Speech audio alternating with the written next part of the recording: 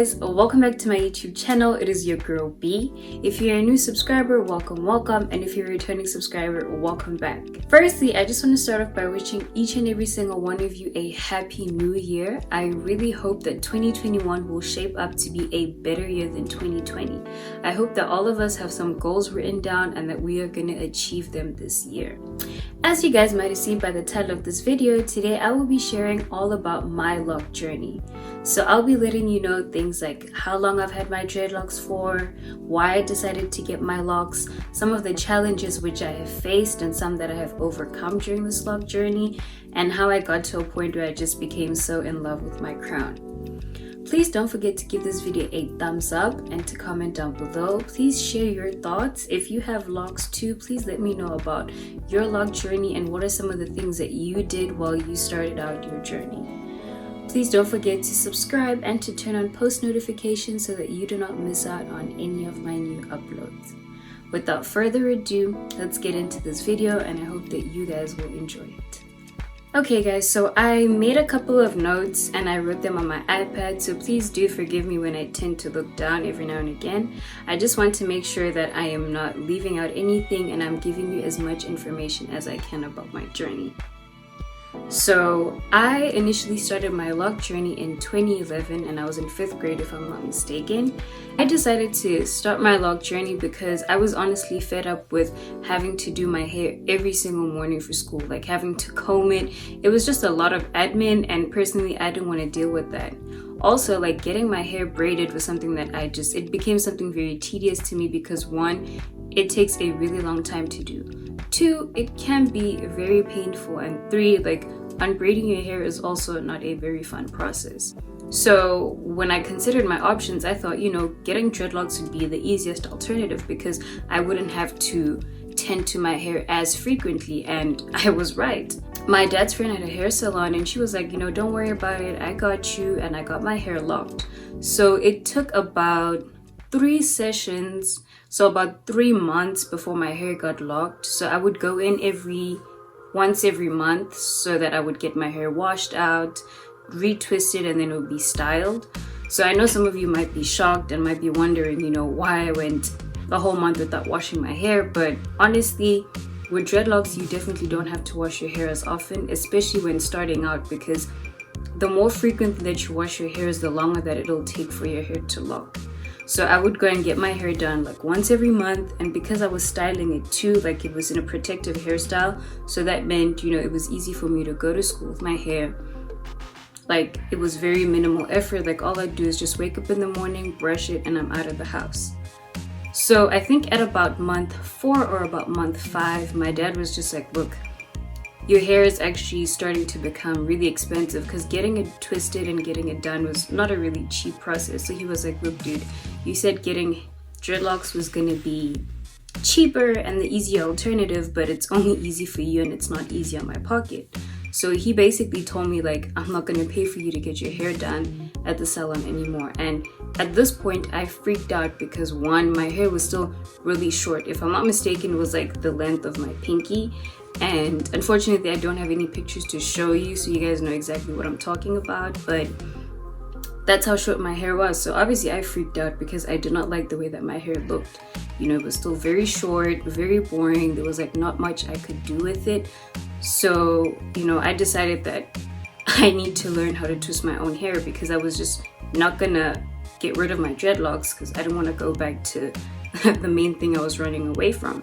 So at the time when I started twisting my hair, I would either use a twisting gel or I would use a beeswax to twist my hair. Little did I know that, a couple years down the line, they would reveal to us like why that was actually bad to use on your hair. So if you're about to start your lock journey, do not, and I repeat, do not use a beeswax or a twisting gel. Rather use some coconut oil because 1, it does a job. Coconut oil is really good at moisturizing your hair and it's very light on the hair and it doesn't cause any buildup. Initially, when I started my lock journey, I was really insecure about my hair because 1, at the time, locks had a very bad association to them. Like, if people had dreadlocks, like, you were often like frowned upon or looked down upon. Certain schools wouldn't even allow you, to go to school with your locks because they believed that locks were not, you know, a good hairstyle, that they were unprofessional, they were not neat. So that really didn't help, you know, my journey at the time. But I was so adamant to keep my locks because I was like, I'm definitely not going back to having natural hair. Eventually, you know, my hair grew, and you know, when it started becoming longer, that was when I fell in love with my hair, because from the time that I was young, I've always wanted long hair, like always wanted long hair, but I was never someone who was into getting like weaves. I did enjoy like getting really long braids, you know, I liked how they look, but I didn't like the process of it. So when my hair started growing and I realized that, oh my gosh, I'll actually never need to get my hair braided again, this was really exciting for me. So when I moved to America in 2018, before that, I had gotten faux locks done over my dreadlocks. And honestly, that was the worst thing that I could have done for my hair, because after I had the faux locks, my hair thinned so much. And this happened because, you know, my hair was trapped under these faux locks and my hair basically couldn't breathe. It wasn't really getting enough moisture, and at the time I didn't know this. I left home very naive and I was like, I'm gonna come to America and, you know, there's gonna be so many hair products that, you know, I can find for my, you know, for my locks, like my hair is going to thrive. But little did I know that that was the opposite. I really struggled to find like good hair products to use on my hair, so I resorted to using whatever was on the store shelves. I think at some point I was using Tresemme to wash my hair and condition it, and obviously that has no nutrients, you know, for my kind of hair.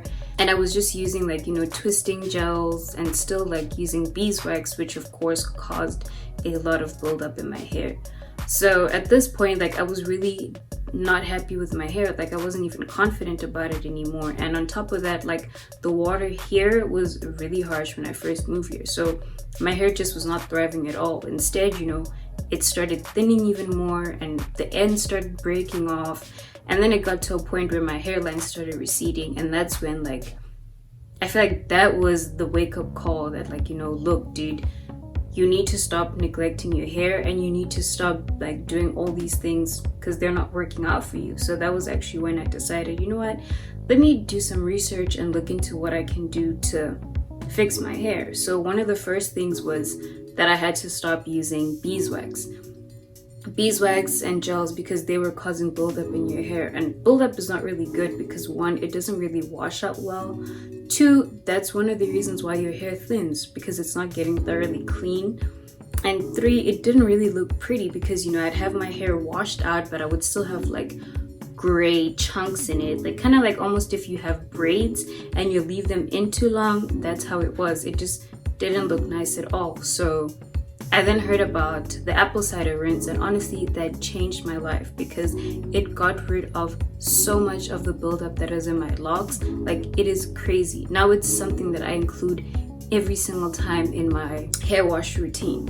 Another thing is, instead of using the beeswax, I started using coconut oil. Like, coconut oil is very light, yet it's really good at moisturizing the hair. So it's become my go-to. Like, even now, that's honestly what I use to do my hair. I will admit that earlier on this year, I had to trim off a lot of my locks because some of them were just really thin, the ends were breaking, and my hair just didn't look nice at all. So it was one of the hardest things that I ever had to do because I was really obsessed with length. You know, once my hair became really long, I was in love. Like, I really loved having long hair. But basically, yeah, I had to cut my hair shorter and trim it, and it was hard, but honestly, I think it's one of the best decisions that I've made because I've let go of the dead hair, and now my hair can start growing out nice and well. So the advice that I have for you, if you're planning on starting a lock journey, I just have a few simple tips that will help you. These are things that I didn't know when I started on my journey, and I hope that they can help you. So the first thing would be, do not use any beeswax. Like, any waxy products, any gel-like products, don't use those products because, one, they cause buildup.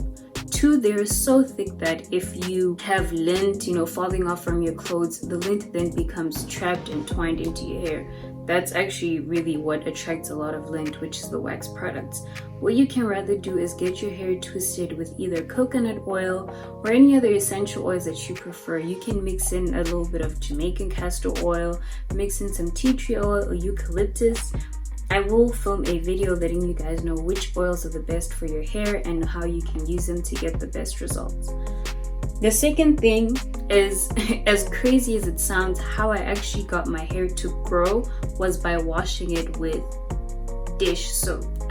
I know a lot of you might think I am crazy and like why I would resort to that when there's so many hair products, but that's what I did. I would use dish soap because one, dish soap will clean your hair thoroughly, and I just never had any problem with it. My hair did start growing faster when I used dish soap instead of like any other hair products. The only downfall of using dish soap is that it dries your hair out, so it's like mandatory that you use conditioner when you use dish soap.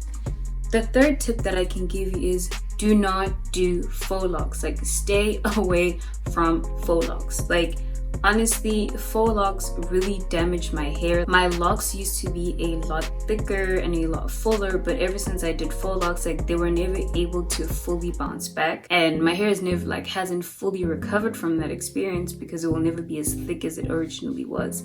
So if you can, do yourself a favor and don't do faux locks.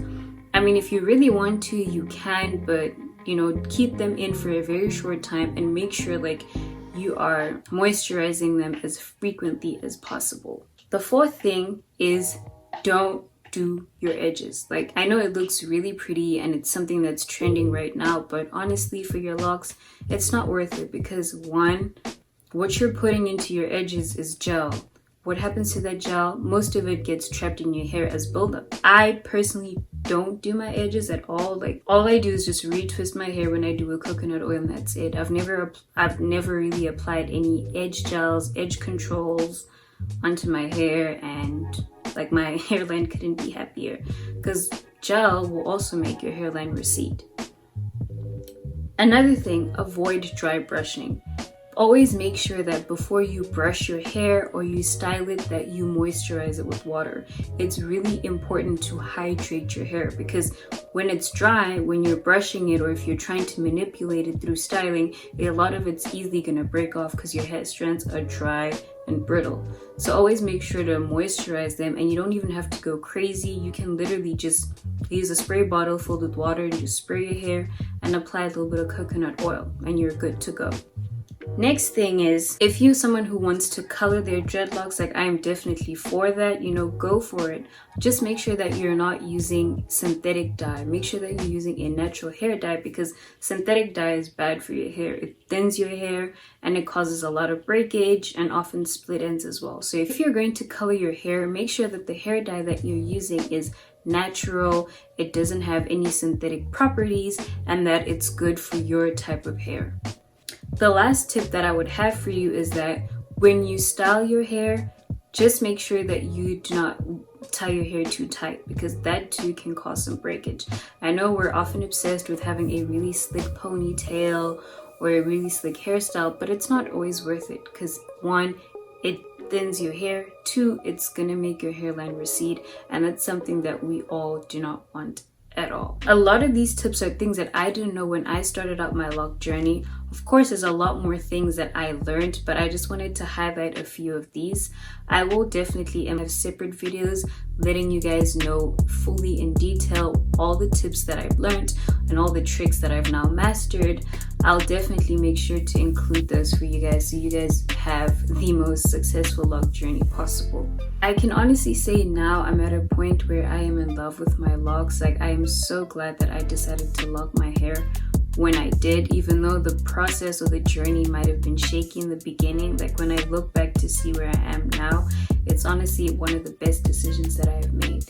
If you're looking to, you know, get your hair locked, please make sure you do as much research as possible so you can have the smoothest lock journey ever.